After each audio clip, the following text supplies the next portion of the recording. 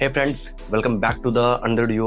और आज मैं आपको न्यू कोरियन और चाइनीज ड्रामास बताऊंगा जो काफ़ी अच्छी है और शायद आप लोगों को इनके बारे में नहीं पता होगा, क्योंकि कुछ ऐसे ड्रामास हैं जिनके बारे में आप लोग को जानना चाहिए। क्योंकि मैंने रिसेंट में काफ़ी अच्छे ड्रामास देखे हैं और आप लोगों को भी उन सभी ड्रामास को देखना चाहिए। तो लिस्ट में ऐसी कौन कौन सी ड्रामा है जो आप लोगों को काफ़ी ज़्यादा एंटरटेन करने वाली है, उन सब के बारे में जानने के लिए आप लोगों को पूरी वीडियो को एंड तक देखना होगा। तो प्लीज़ पूरी वीडियो को एंड तक देख लेना और हो सके तो वीडियो को लाइक कमेंट कर देना और कुछ लोगों को शेयर भी कर देना। और आप लोगों को मेरे वीडियो से रिलेटेड किसी भी चीज़ के बारे में कोई भी इन्फॉर्मेशन जाननी है तो उसके लिए आप मुझे इंस्टाग्राम पे डीएम कर सकते हो या फिर मेरे टेलीग्राम चैनल को ज्वाइन कर सकते हो। दोनों का लिंक डिस्क्रिप्शन में है, नहीं तो आपको अबाउट सेक्शन में दोनों का लिंक मिल जाएगा। तो ज़्यादा टाइम ना वेस्ट करते हुए चलो वीडियो को स्टार्ट करते हैं।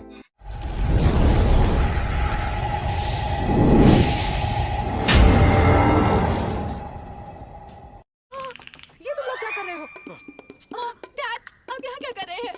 तुम्हारे मैं मार डालूंगा, जान से मार डालूंगा। मेरी बेटी को छोड़ दो। रुको, इसे मत मारो। छोड़ो उसे।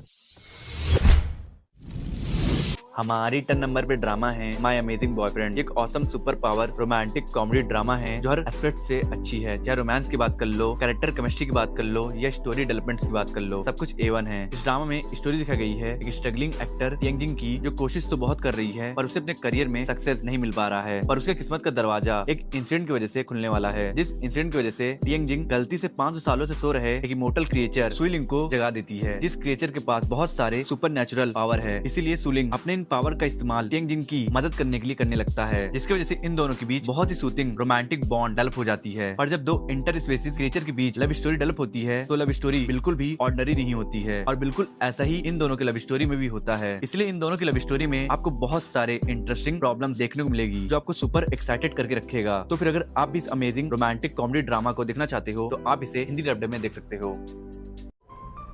आखिर तुम क्यों ड्राइव कर रहे हो? मेरे पास ड्राइविंग लाइसेंस है। जहाँ से फेक आईडी बनवाया वहाँ पर बाय 2 गेट 1 फ्री की सेल चल रही थी। मैंने एक पासपोर्ट खरीदा, एक कॉलेज डिग्री और ड्राइवर लाइसेंस फ्री।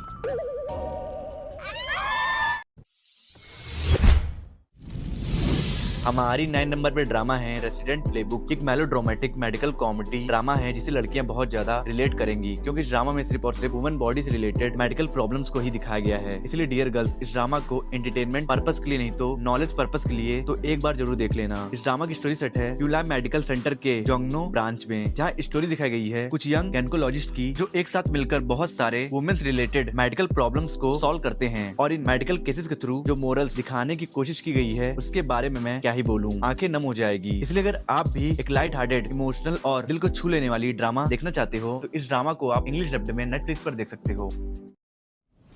मैं ख्वाब देख रहा था और मेरे ख्वाबों की वो लड़की आखिर कौन है? वो ये क्या हो रहा है? उठ जाओ। हमारी 8 नंबर पे ड्रामा है माय रूममेट गोश्त दीवा। एक एडोरेबल रोमांटिक कॉमेडी ड्रामा है जो प्रॉपर बैंगर है, क्योंकि इस ड्रामा में एक हॉट सी गोश्त और एक म्यूजिक कंपोजर के बीच लव स्टोरी दिखाई गई है। और जब भी किसी ड्रामा में इंटर स्पेसीज रोमांस दिखाया जाता है तो ड्रामा अपने आप में ही इंटरेस्टिंग बन जाती है। इस ड्रामा में स्टोरी दिखाई गई है एक कॉलेज स्टूडेंट लीजुंग की, जो एक सॉन्ग कंपोजर और राइटर बनना चाहता है और इसलिए वो अपने सारी सेविंग यूज करके एक स्टूडियो खरीदता है। और जल्दी उसे पता चलता है कि उस स्टूडियो में तो एक बहुत ही खूबसूरत सी आत्मा रहती है जो उस स्टूडियो में ट्रैप हो गई है और उस आत्मा को मुक्ति तभी मिलेगी जब उसकी अधूरी इच्छा पूरी होगी। इसलिए लीजुंग इस आत्मा से छुटकारा पाने के लिए उसकी अधूरी इच्छा पूरी करने की कोशिश करने लगता है। पर प्रॉब्लम यह है कि उस गोश्त की अधूरी इच्छा पूरी करते करते उस गोश्त से ही उसे प्यार हो जाता है। इसलिए अब वो कंफ्यूज है कि वो इस गोश्त की अधूरी इच्छा पूरी करे या ना करे, और क्योंकि अगर वो उस गोश्त की अधूरी इच्छा पूरी कर देगा तो वो उसे छोड़कर हमेशा हमेशा के लिए चली जाएगी और उसका प्यार अधूरा रह जाएगा। तो अब इस कंफ्यूजन से बाहर निकलकर लीजुन किस नतीजे पर पहुंचता है और उस गोश्त की अधूरी इच्छा क्या है, ये जानने के लिए आपको देखना होगा इस mind blowing romantic comedy drama को, जिसे आप प्लेफिक्स पर हिंदी डब्ड में देख सकते हो। यहाँ से बाहर जाने के लिए तुम मेरे टिकट हो ताकि मैं स्वर्ग जा सकूं। मैं समझ गया, है ना कमाल का?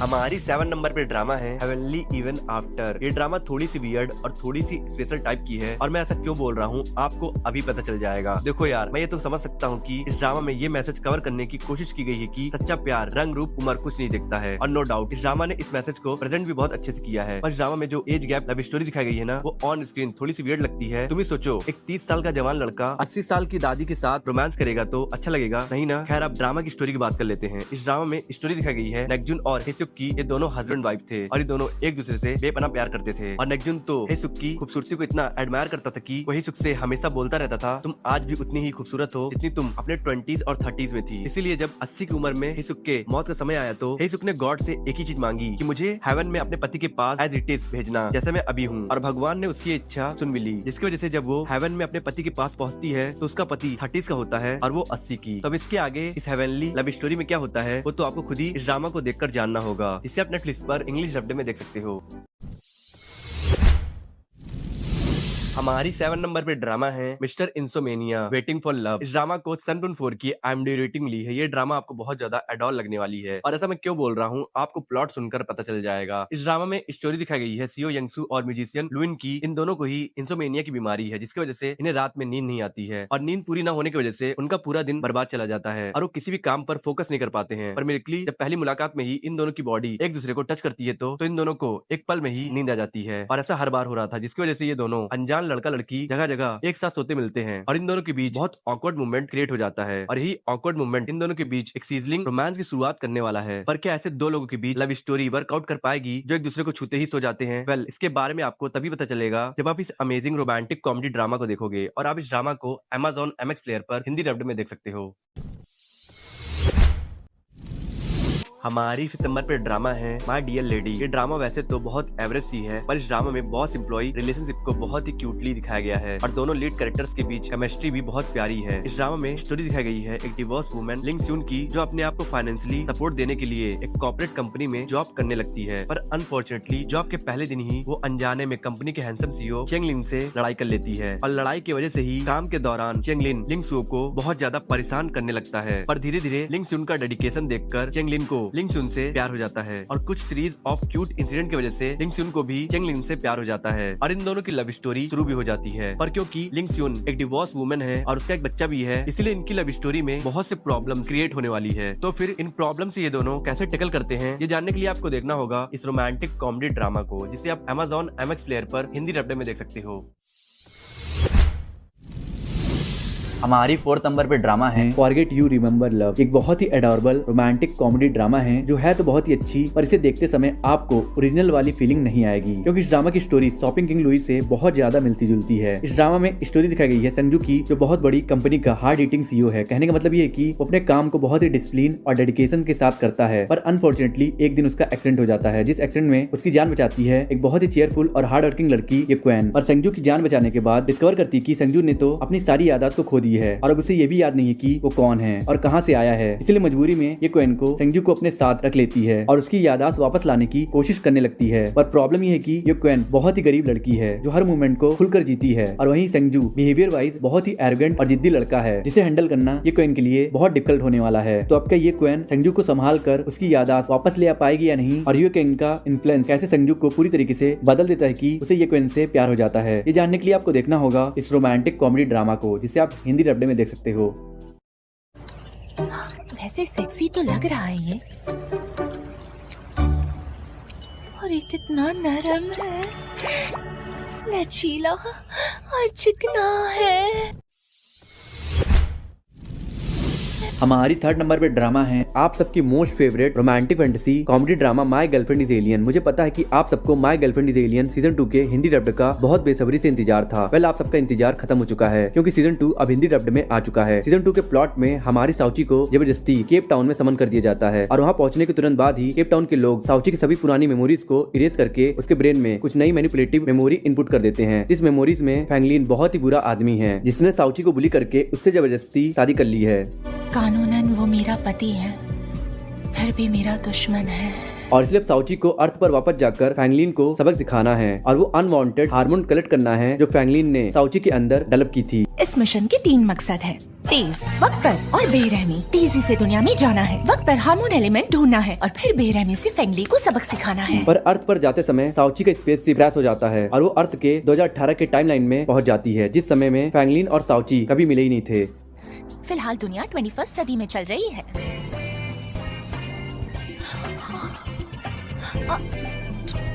2018? इसका मतलब उनकी एक कहानी दोबारा से शुरू होने वाली है। तो अब इनके इस नई कहानी में क्या क्या होता है, ये जानने के लिए आपको देखना होगा इस फैंटेसी रोमांटिक ड्रामा को, जिसे आप हिंदी डब्ड में देख सकते हो।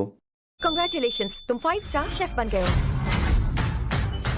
7 शेफ्स में से शू कॉन्गमैन को पहले चैलेंज करोगे?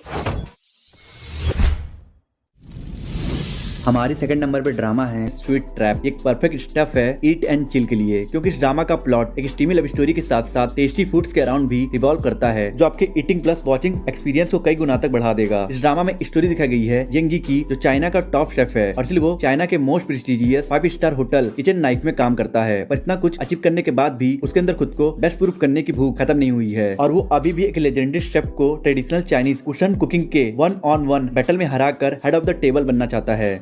मैं यहाँ आपको चैलेंज करने आया हूँ। मैं जानता था अगली बारी मेरी है। जिस लेजेंडरी शेफ की मेंटी है लिनेई, और लिनेई भी चाइना की टॉप शेफ बनकर अपने मेंट्योर के नाम को दोबारा से रोशन करना चाहती है, पर उसके लिए उसे यंग जी को कुकिंग बैटल में हराना होगा। जियांग जी को चैलेंज करने के लिए तुम्हें एक 5 स्टार शेफ बनना होगा। मेरे पास एक बेटर आइडिया है। और इसलिए इस कुकिंग कंपटीशन को वन फॉर ऑल एंड करने के लिए लिनेई किचन नाइफ होटल में जॉब ले लेती है। तो इस कुकिंग बैटल में कौन खुद को बेस्ट प्रूफ करने में कामयाब हो पाएगा और ये इंटेंस बैटल कैसे एक स्वीट ग्लोइंग लव स्टोरी में बदलता है, ये जानने के लिए आपको देखना होगा इस एस्टोनिशिंग रोमांटिक कॉमेडी ड्रामा को, जिसे आप हिंदी डब में देख सकते हो। अब मैं एक्सपोज हो जाऊंगी, उसे मेरे बारे में सब पता चल जाएगा। तो क्या आप मुझे पसंद करोगी? उसी तरह कोग्युम भी कहीं गायब हो गया। हमारी फर्स्ट नंबर पे ड्रामा है हेलो मूवी। एक Netflix original romantic comedy drama है जो मेरे अकॉर्डिंग कॉलेज कपल्स के लिए बहुत रिलेटेबल होने वाली है, क्योंकि इस ड्रामा में जो हमारे लीड कैरेक्टर हैं उन्हें अपने कॉलेज डेज में ही एक दूसरे से प्यार हो जाता है, पर करियर की वजह से इन दोनों का ये रिलेशनशिप आधे में ही टूट जाता है और दिल में उसका गहरा प्यार नफरत का रूप ले लेता है। और सालों बाद जब इन दोनों की मुलाकात दोबारा होती है तो अपोजिट प्रोफेशन की वजह से इनकी ये नफरत और भी गहरी हो जाती है, और नफरत के साथ साथ इन दोनों के दिल में बसा गहरा प्यार भी रिसरफेस होने लगता है, जिसकी वजह से ये दोनों एक दूसरे की ओर नफरत भी दिखाते हैं तो वो समहाउ प्यार में बदल जाता है। और यही चीज इस ड्रामा को और भी ज्यादा मजेदार बना देता है। इस ड्रामा में स्टोरी दिखाई गई है बोमुई और गोयुम की, जिन्हें अपने कॉलेज डेज में ही एक दूसरे से प्यार हो जाता है, पर करियर की वजह से उनका ये रिलेशनशिप आधे में ही टूट जाता है। और सालों बाद जब इनकी मुलाकात होती है तो बोमुई एक फिल्म डायरेक्टर बन चुकी है और गोयुम मूवी क्रिटिक्स। इसका रिव्यू किसी भी मूवी को हिट या फ्लॉप करा सकता है, और बाकी का सिनेरियो तो मैंने आपको स्क्रिप्ट में पहले ही बता दिया है। आपको तो बस इस ड्रामा में यही देखना होगा कि क्या इन दोनों के इस नफरत और प्यार के बीच में फंसी लव स्टोरी की हैप्पी एंडिंग होगी या नहीं। तो फिर अगर आप इस ड्रामा को देखना चाहते हो तो आप इसे नेटफ्लिक्स पर हिंदी डब्बे में देख सकते हो। तुम क्रिटिक कब से बने? तो आपसे हमारे बीच दुश्मनी होगी। आई होप सो आपको वीडियो पसंद आया होगा। पसंद आया तो लाइक कर दो, कमेंट कर दो, और वीडियो बनाए हो तो प्लीज इस चैनल को सब्सक्राइब कर देना और लाइक कमेंट कर देना और कुछ लोगों को शेयर कर देना, और प्लीज सब्सक्राइब करके बेल आइकन प्रेस कर देना। और मैं मिलता हूं आपसे नेक्स्ट वीडियो में। अगर आपको top 10 upcoming Hindi dubbed Korean and Chinese drama का अपडेट जानना है और top 10 office Grauman's Chinese drama देखना है हिंदी डब्ड में, तो मेरे एंड सीन पे 2 वीडियोस हो रही है, आप इन दोनों वीडियोस को देख सकते हो।